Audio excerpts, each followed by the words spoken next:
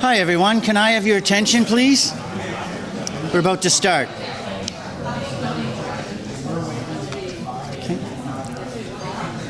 Today we respectfully acknowledge that Grand Bay-Westfield exists on the traditional Wolastoqey land. The lands of the Wabanaki people are recognized in a series of peace and friendship treaties to establish an ongoing relationship of peace, friendship, and mutual respect between nations. The river that runs by our town is known as Wolastoq, along which live the Wolastoqey, the people of the beautiful and bountiful river. We pay respects to the elders, past and present, and descendants of this land. My name is David Duplessis. I'm the CEO of the St. John Region Chamber of Commerce, and it is my extreme pleasure to welcome everyone here to the inaugural State of the Community Town of Grand Bay-Westfield. Today's breakfast is part of our Leaders, Innovators, Influencers Speaker Series, sponsored by Emera New Brunswick, Envision St. John, Liberty Utilities, the UMB MBA program, Fusion St. John, CHSG Country 94 and 97.3 The Wave. I'd also like to acknowledge Mayor Donna Node-Reardon and Councillor John McKenzie. City of St. John is here with us today, as well as numerous councillors from the town of Grand Bay-Westfield. Welcome everyone. Now you'll notice there are some pads of paper in front of you. These are for the Q&A section.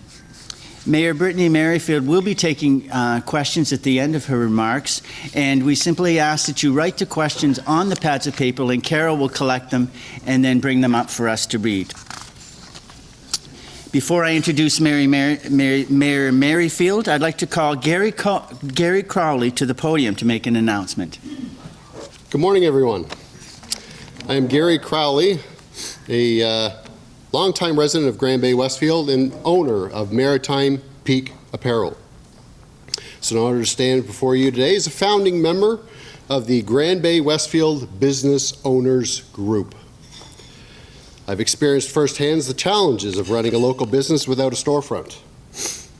Connecting with prospective customers, fellow local enterprises isn't easy when the existing listings are often erratic or incomplete.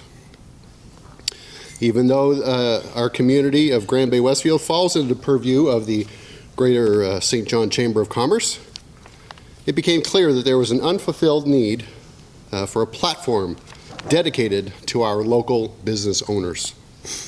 A space where we could network, voice our struggles unique to our area, brainstorm together, link with other customers, and stand as a mutual support for our individual paths.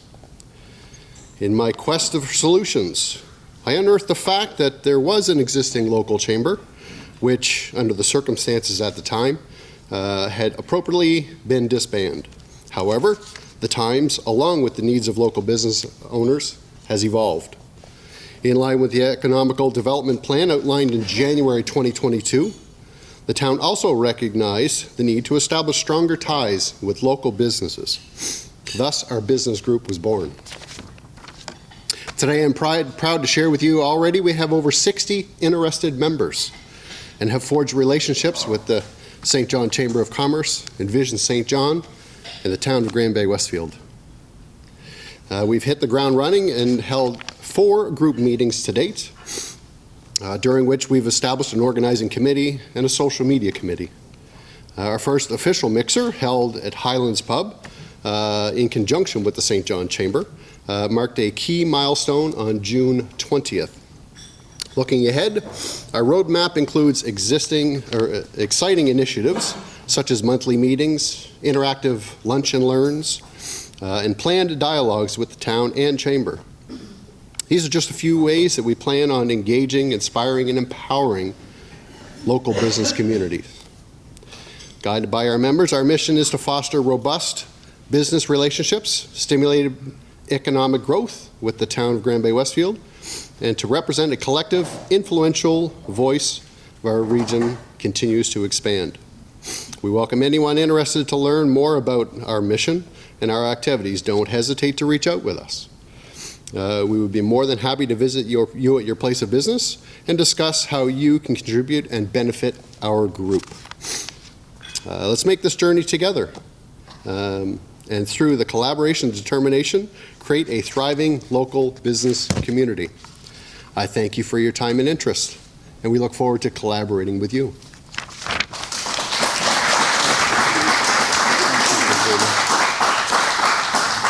Thank you, Gary. It's very exciting. For your information, we do have a member of our board of directors with the Chamber. The vice chair for Grand Bay-Westfield is a member of this new Grand Bay owners group, and we look forward to working very, very closely. As you know, the table is very, very large at our Chamber of Commerce, and everyone is welcome. We believe that collaboration and moving things forward, or always moving forward, as you'll hear later, is accomplished through bigger tables and not more walls and doors. It's my pleasure to introduce our guest speaker this morning, Her Worship Brittany Merrifield. Brittany is a graduate of the University of New Brunswick, where she received a psychology degree in 1994. She's an award-winning professional photographer who's been working in the industry since 2006. She's an active member of the community, having served on diverse boards and committees. This has enabled Brittany to play a key role in fostering community relationships and provide a tireless voice to the issues close to her heart, such as social inclusion, transportation, and poverty reduction. Energetic and results-oriented, Brittany's vision is driven by her belief that if you want to affect change, you have to roll up your sleeves and get to work. Her desire to make a difference is what motivates her to become involved and tackle the issues that she believes matter to the people of Grand Bay-Westfield. Please join me in welcoming Mayor Merrifield to the podium. Well, good morning, everyone.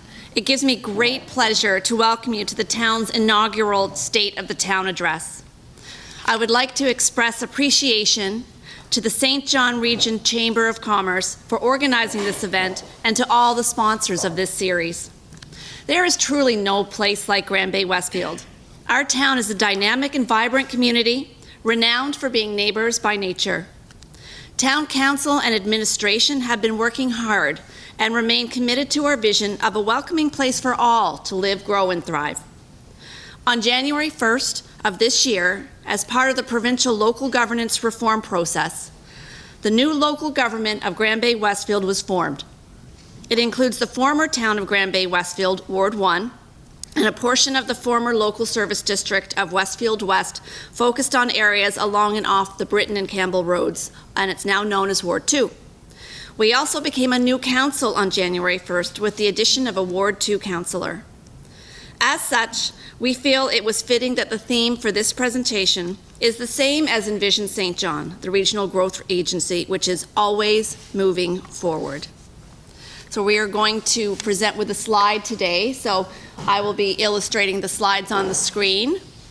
So this morning, I will introduce you to our team, outline our strategic plan for you, as well as council and administration's work to implement that plan, the challenges and opportunities we are managing, and finally, approximately 15-20 minutes from now, as long as I don't go off the rails, we will take your questions and do our best to answer them. I would like to now take the opportunity to introduce you to members of Town Council, and as I call your name, I would like you to stand up so people in the room can see who and where you are. We have our Deputy Mayor Toole, who is also Chair of our Organizational Capacity Strategic Priority. See? We have Councillor Balcom, who oversees our Smart Growth Pillar. Councillor?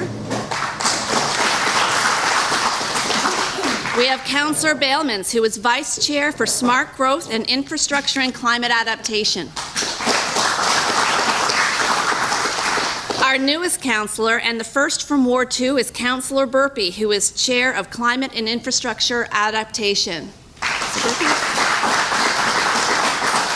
We have Councillor Day, who sits on the Age Friendly Committee.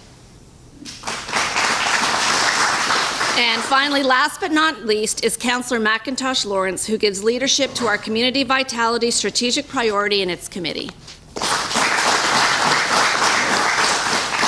And now, the members of our town's leadership team. Without the leadership team, nothing would move forward, so we are very appreciative of our professional staff and all the work we do.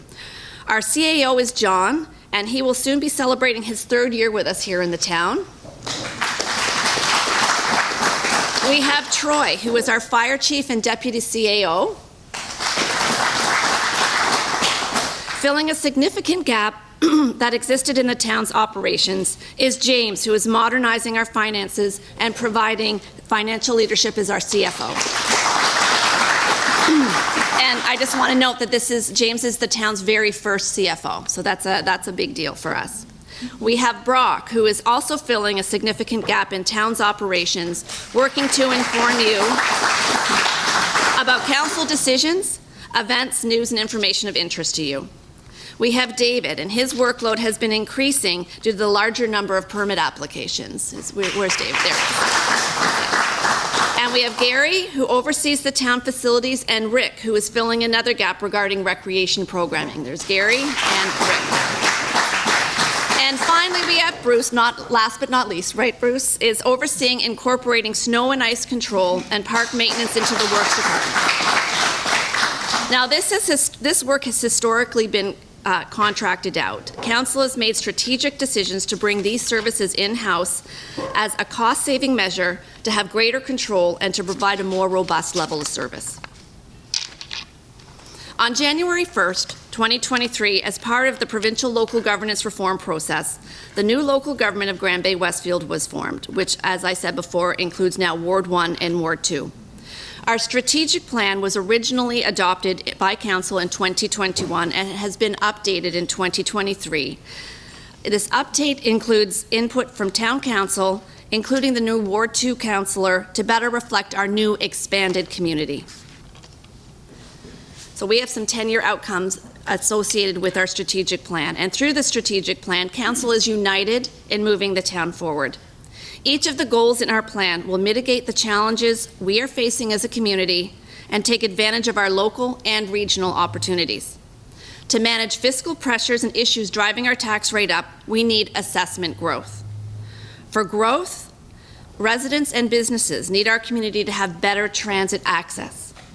When people move to a community, they are looking at quality of life. Providing opportunities for fulfillment is key to attracting and retaining people and families. The town needs healthy reserves to provide tax rate stability in tough times and to ensure projects are finished on a timely basis. Recent inflationary pressures resulted in projects and work not being authorized due to lack of funds. Recent weather-related natural events are driving the point home that we need to do our part for climate adaptation. Municipalities are on the front lines here.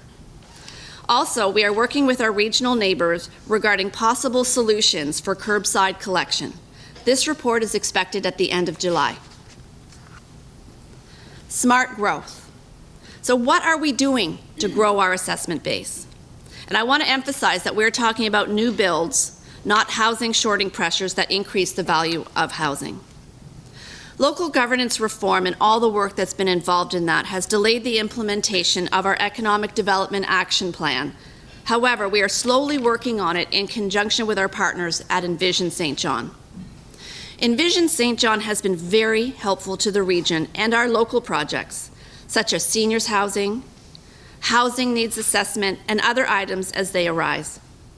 An MBA student has been engaged to look at the feasibility of a seniors' independent living facility to position us to attract providers to locate within the town so our older residents can age within Grand Bay-Westfield and not have to go elsewhere. Finally, in partnership with St. John Transit, we will be hopefully working with their experts to see how we can establish affordable and sustainable transit access to St. John and the rest of the region. And we're hoping that this work will begin in 2024. When it comes to smart growth, we are pursuing 3 projects with the government of New Brunswick: a community hub at the Workers' Rehabilitation Center, a new school, and the Lone Water Farm project. Each of these projects, should they come to fruition, would have a significant impact on our town. The community hub work started in October of 2021 when we toured the Workers' Rehabilitation Center with the acting president and worked to develop the concept. The concept includes 90 childcare spaces, potentially a Service New Brunswick, health professionals in a health clinic, cafe, multi-generational arts, culture, and recreation programming, community meeting space, the development of space for local businesses and startup, indoor walking space, town offices, and we would continue to look for other partners. Our partners at the City of St. John have been working with us to move the municipal border should this project come to fruition. So thank you to our partners at the city. The preliminary concept would result in the facility being revenue neutral for the province. So there's a benefit to the town of Grand Bay-Westfield and surrounding areas, and there's also a significant benefit to the government of New Brunswick. The province is currently reviewing the Workers' Rehabilitation Centre as it goes through the surplus property process. A new school is still being advocated for strongly, both at this level of government and at the provincial level. There seems to be new political will to develop a new school in town. We see this not only as quality of life, but as economic development, so it's a key piece of the town's growth going forward. Lone Water Farm is going through the process to be declared surplus property. We invited Minister Holland a couple of months ago, along with our MLA, to tour the property and present our concept, which emphasizes conservation and active living, trails, water access, etc. All of these things are key to community vitality and the growth of our community. Our strategic pillar of community vitality. This is a very busy committee who have been developing and delivering fantastic new events for our residents. A new community grant policy was developed that incorporated a scoring matrix and clear standards to receive funding. Our goal is to have as many community groups apply for funding as possible, including our new business group. So Gary, take notes on that. A point of pride for everyone are the new lights at the Veterans Peace Park. And I need to take a moment to thank the Peace Park Committee and all of the community partners that have worked to make the revitalization the success that it is. We have had significant donations from local businesses that have moved that project forward. So we can't do these things in isolation. So thank you to everyone that's taken part in that process. And of course, we have an active age-friendly committee led by Councillor Day. Organizational capacity. This is important because without organizational capacity, we won't have the ability to move anything forward. For the past 3 years, our CAO has been modernizing the organization and filling organizational gaps. As an example, employees are now very recently paid by EFT rather than checks. The reduction in the use of paper has been significant. Until the hiring of the CFO, the books were kept by a clerk and then checked quarterly by an accountant. But now we have a long-term capital plan and a 3-year operating forecast so we can better manage our cash flow. That's a big deal. We're not going year by year anymore. We can see the future. We're moving forward. Formerly, a consultant updated the website on an as-needed basis, but now with our professional communications manager, Brock, our residents have a user-friendly website and receive regular updates on council, events, news, and other information. We are now much more open and transparent. With the completion of the Parks and Rec Master Plan, it was stated loud and clear that residents wanted a better connection to the town regarding programming and a liaison. That has been completed with the addition of the Recreation Program Coordinator, Rick. Further, we have recently hired 2 new FTEs to do snow and ice control as well as park maintenance. Savings of $300,000 compared to the bids we received with this particular move that Council made. We have come a long way and there is still more work to be done. And we can't forget that reviews have been completed in the Fire and Works Department as well, which help us determine level of service. Now, as noted earlier, we need to increase revenues for a variety of reasons. A renewed emphasis has been placed on training to increase the town's human resource capacity. Infrastructure and climate adaptation strategic pillar. Work is being undertaken to determine if the former landfill site between the dog park and the fire department training center can be leased for the development of another solar array. Planning is being undertaken to enhance the community centrum, in which we are standing here today, and fleet replacement with electric or hybrid vehicles. Through the town's initiative, a regional study is being undertaken to determine the feasibility of regional curbside collection. New regulations are now in place to reduce property damage during high water periods, increasing elevation in flood zones to 7.4 meters. Now, it's not all good news. We have our challenges as well. We have a lot of problems that we are currently addressing. And by working smart, learning from others, and when necessary, thinking outside the box, we will find a way through these challenges. A healthy assessment base is 80% residential and 20% non-residential. We, like many municipalities, are a long way from this ideal at 98 and 2. Until this starts moving the other way and we have more new growth, there will be pressure on the tax rate. And we still have more questions and concerns than answers on the funding of the Fundy Regional Service Commission and its new mandates. Challenges also include a significant infrastructure deficit regarding buildings, water, and wastewater issues, not to mention aging housing stock, including aging septic systems.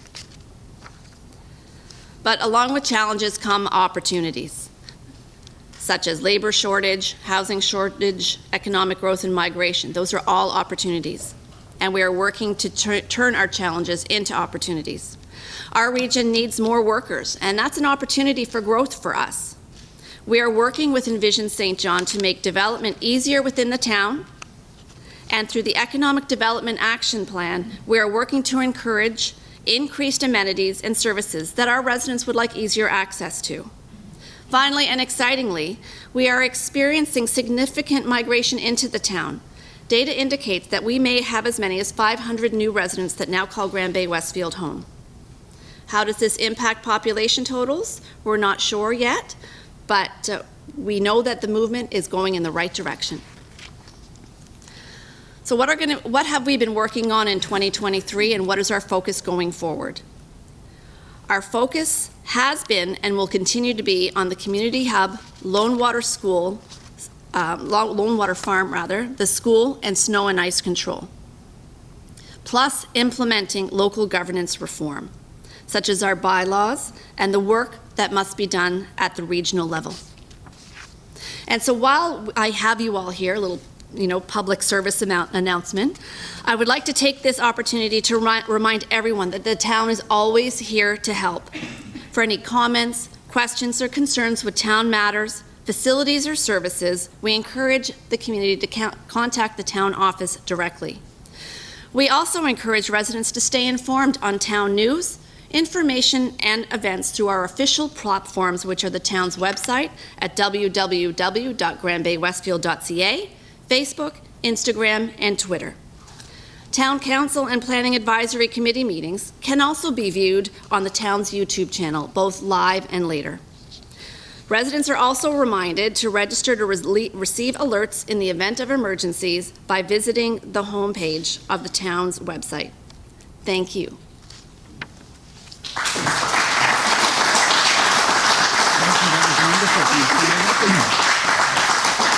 Thank you, Mayor Merrifield. Now, as I said, there are pads of paper on there, so if anybody has any questions, just write them down on the piece of paper, and Carol will collect the papers. But in the meantime, I do have a couple of questions prepared so that we weren't standing here with nothing. So, first one, given the growth in assessment base, why hasn't the tax rate gone down more? Well, remember I talked about fiscal pressures. One of the big fiscal pressures that we've experienced in the last 2 years is that we have lost $400,000 in funding from the provincial government through the Community Funding and Equalization Grant. So that, combined with things like inflation, puts a lot of pressure on what we're doing. Our main products like asphalt, etc., have gone up so much that any sort of gains are kind of counteracted by the pressures of inflation and the loss of that provincial funding. Additionally, we have the Regional Service Commission new mandates. We have a significant amount of new expenses associated with that. So there's always pressure on the tax rate, and that's why. Great. Next question. What are the town's plans to utilize Brundage Point, i.e. to increase rental usage? Well, that's a good question, actually, and thank you for asking that. One of the things that we did last year was we flattened the rental rates of all of our facilities so that there was no premium rentals like there used to be with Brundage Point. Now you can rent a room upstairs for the same price that you can use Brundage Point. Brundage Point is an absolutely gorgeous facility. We want to encourage utilization of that facility. So by flattening the rental rates and making it more affordable for groups and people to rent, we're hoping that that's what the result will be. What has the town done from a policy perspective with regards to smart growth? And I know you had alluded to some of those answers in your remarks. However, someone has asked this question. So. Okay. Well, one of the big things that we did was through policy, we removed the frontage fees, the development fees on Colonel Nace to hopefully spark development along that corridor. And as you can see, with the new builds along that corridor, that policy has been successful so far, and I expect it to continue to be successful and that development to continue. The other thing that we've done is through our new municipal plan and zoning bylaw process is we put a lot more permissive language in the bylaws so that there are less barriers for people to build, open businesses, etc. And finally, there's been a real culture change. We always try and find our way to yes. It's not an automatic no. Sometimes it's like we're not quite sure how to get there, but we will do our level best to get you there. So that makes a big difference. Anytime we can remove a barrier to someone's success or someone's investment in our town, we will do our best to do that. Okay, the next question, is there any forecast for increased taxes for curbside pickup? And if so, is there any thoughts for businesses that pay for their own garbage collection to be exempt from any further increases? Well, we're not going to exactly know what curbside is going to cost any of the municipalities until the feasibility study comes back in July. So it's really hard for me to answer that question with any accuracy. You know, I can't imagine that it would be free, but without knowing what the actual numbers are, I couldn't possibly give you an idea of what that would cost. And in terms of the commercial, typically that is exempt and you would continue to pay for your own. Is the town prepared with housing strategies to receive new residents? We're working on that right now. We're working on a housing needs assessment with Envision St. John to, and our goal there is to apply for the Housing Accelerator Fund. Funds that are coming from the federal government. We all know that housing is an issue. We don't have enough. It's not being built fast enough. Some of it's not affordable enough. So the town has that as a priority. We're working hard to make sure that we're ready for the influx of people that they're coming right now, and more are going to come. We need to get roofs over heads, and we're doing everything we can to make that happen in a timely fashion. Okay. Could you elaborate on the Lone Water Farm project? Yes, actually, that Lone Water Farm is part of the new part of Bay-Westfield over in Ward 2. It was a Horizon Health facility that was shuttered a number of years ago. It is now being moved over into the surplus property process. You know, there's a whole process through the provincial government that happens. It goes into surplus, and then if no other department wants it within the provincial government, municipality gets the first crack at it. So we're working with the government and our MLA right now on potentially having that property within the town. And you know, if you've never been there, it's a famous fishing spot for all the local kids. It's got access to the Merrifield River, which is a spectacular natural phenomenon in our area. River access is a rapidly dwindling asset. If you don't own property on the river, the ability for the general public to access any sort of river is getting smaller and smaller. Through the Parks and Rec Master Plan, it became very evident that our residents want more and varied outdoor activities. Trails, water access, etc., all showed up in the Parks and Rec Master Plan. So this is hopefully a project that will come to fruition, and we'll be able to satisfy those parts of the plan. Okay, just two more questions. What do you consider one of Council's top priorities regarding community relations? Well, there's a number of them. I would say that one of the ones I'm most proud of is our focus on communication and transparency. And that came out loud and clear when we were doing our strategic plan, when we were all sworn in 2021, and our new ward councillor echoed that as well. You know, we are as transparent as we can possibly be. We want everybody to know what we're doing, why we're doing it, what decisions we're making, and why we're making them. So I'm very, very proud of this council's commitment and continued commitment to that transparency and the communication of same. Final question. What steps has the town taken towards truth and reconciliation and equity, diversion, and inclusion? Okay, well, that's another one that I love to talk about. I'm very proud of our commitment to all of those things as well. With Truth and Reconciliation, one of the first things that we did as a new council was we had all of council and all of staff take the Indigenous Canada course through the University of Alberta, which is an online course that is free for everybody, so that, you know, we can take steps on our path to knowledge and learning with the Indigenous community in our area. We have included our local Indigenous community in our Canada Day celebrations in a number of different ways. In 2021, we rejigged our Canada Day celebration to be an education session on what it means, you know, on Indigenous history, what it means to be Indigenous in Canada today, etc. We have and will continue to include smudging ceremonies in our Canada Day celebrations going forward. And most importantly, we have a commitment to continue to learn and do better, and that's important. And with the EDI, you know, particularly where we are still in Pride Month, I want to talk about what we're doing there. We have our Rainbow Walk, which will be refreshed here in the next couple of weeks with the progressive Pride flag colors. We have our Veterans Peace Park, which I referenced earlier, and that's lit up you know, in rainbow colors all June long. We have our flags that are flying up in the Veterans Peace Park as well. If you take a look at our logo on our social media, etc., it reflects the rainbow for Pride Month. And you know, it's not just the right thing to do, but it tells people that we are a community that accepts and welcomes everybody. And for growth, that is really important. We want everybody, and we want you all to feel welcome and at home here. What a great way to end the Q&A session, on a community that welcomes and includes everyone. Thank I you. believe that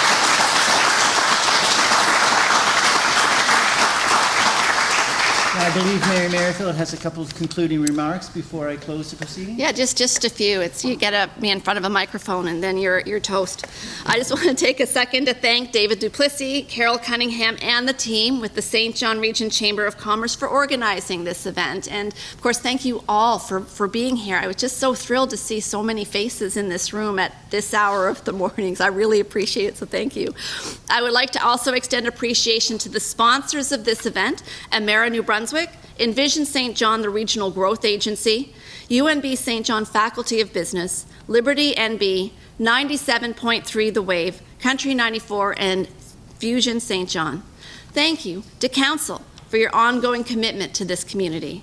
And I would like to extend appreciation to town staff for their daily dedication to the operation and delivery of services and initiatives to align with Council's strategic priorities.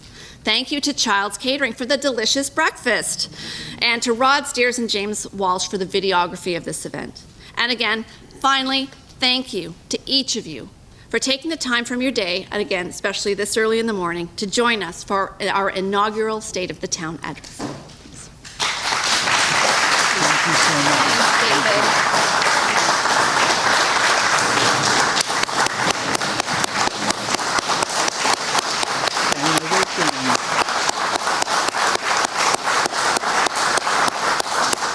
Thank you, Mary Merrifield, and a very well-deserved standing ovation. As I conclude, I would like to thank everyone for attending. Thank you. We had 40 businesses registered for our inaugural State of the Town of Grand Bay-Westfield, so that's a wonderful accomplishment. Thank you to everyone for attending. We look forward to continuing to work with the town. We've worked on a number of lobbying priorities over the last couple of years, whether it be support for the new school, which we've lobbied very hard, the Department of Education, as well as written letters, as well as for a change to the equalization and funding formula. Coming up with an extra $400,000 for the town is a difficult task, so we've been lobbying hard for a reset on some of those formulas as well. Thank you once again, everyone. This meeting is adjourned.